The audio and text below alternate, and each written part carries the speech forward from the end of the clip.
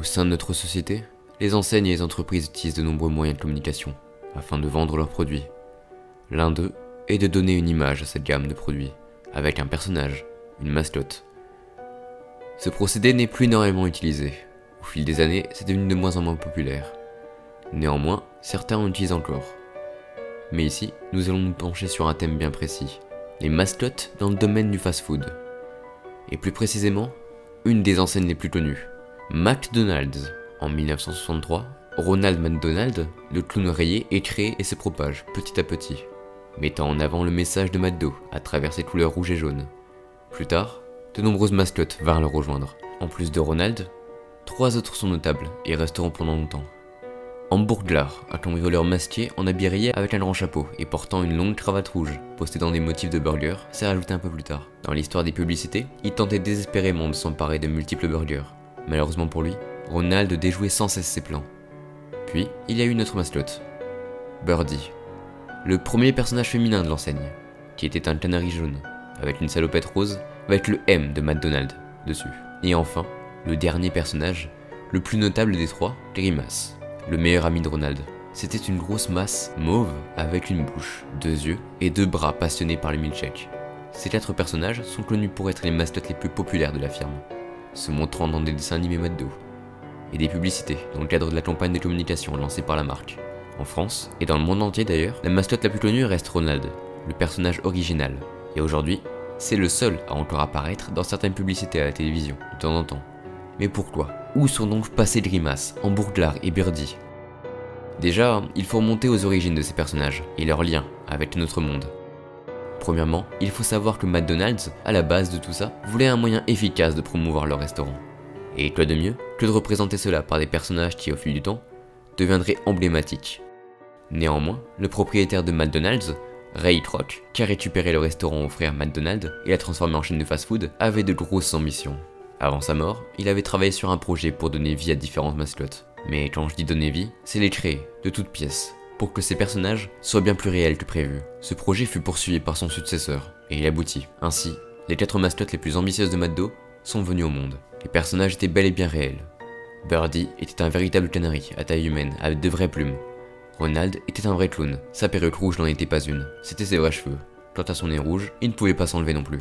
Hamburglar était quasiment humain, cependant son bandeau et son chapeau étaient cousus à sa peau. Enfin, Grimace était une grosse masse, glueuse, un peu comme un slime, mais un peu plus solide, comme des grumeaux.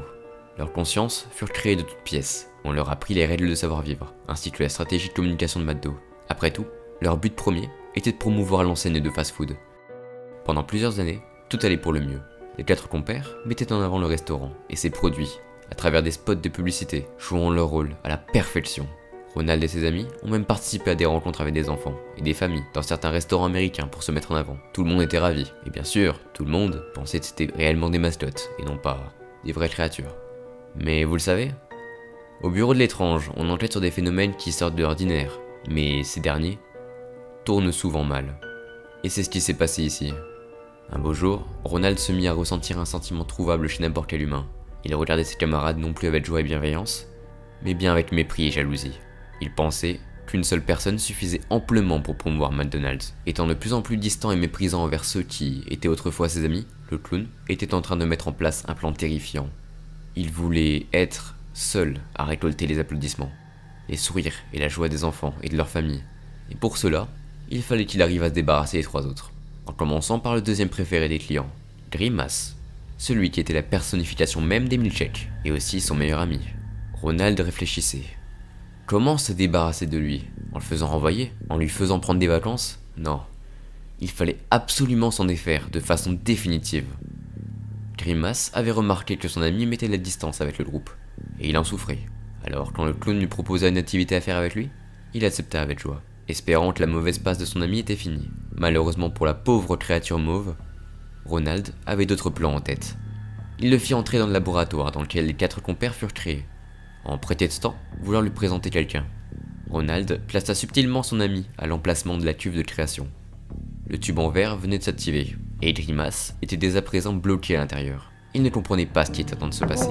Il regardait son ami aux cheveux rouges, avec un air d'incompréhension. Ce dernier venait de se placer derrière les tableaux de contrôle, et appuya sur un bouton.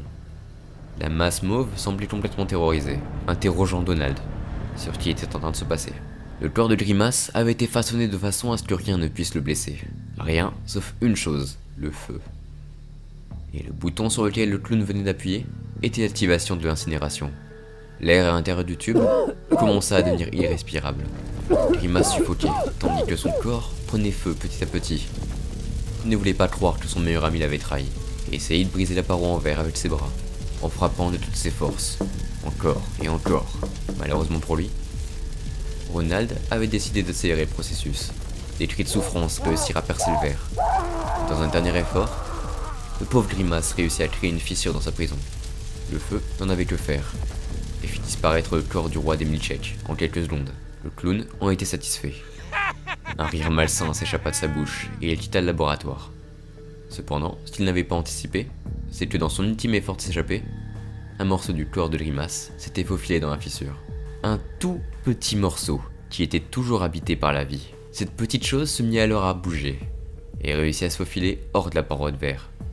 Par je ne sais quel miracle, le bout de Grimace a fini sa course dans une canalisation, et par conséquent, dans les égouts. Cette chose mauve ne possédait pas toute la conscience de Grimace. Il manquait certains sentiments, certaines émotions. Mais dans son esprit, un seul mot résonnait, encore et encore. Vengeance. Ces 9 lettres semblaient définir la personne que Grimace allait devenir. Mais pour cela, encore fallait-il récupérer de la masse. Dans les égouts, il y avait beaucoup de rats, et l'un d'eux se dit que c'était une bonne idée de croquer une boule mauve qui traînait ici. Cependant, une fois dans l'estomac du rongeur, les restes de la mascotte se mirent à absorber son prédateur, qui se mit alors à fondre de l'intérieur. Les yeux du rongeur étaient devenus les yeux de la forme mauve. Petit à petit, Grimace se mit à attaquer et à engloutir les rongeurs, et autres petits animaux qu'il trouvait dans les égouts. Sans oublier d'absorber certains déchets et restes organiques qui traînaient là. Mais qu'en était-il de son cerveau? Qu'est-ce que pensait Grimace à ce moment-là? Eh bien, Grimace n'était plus le même. Une grande partie de lui avait été détruite par Ronald.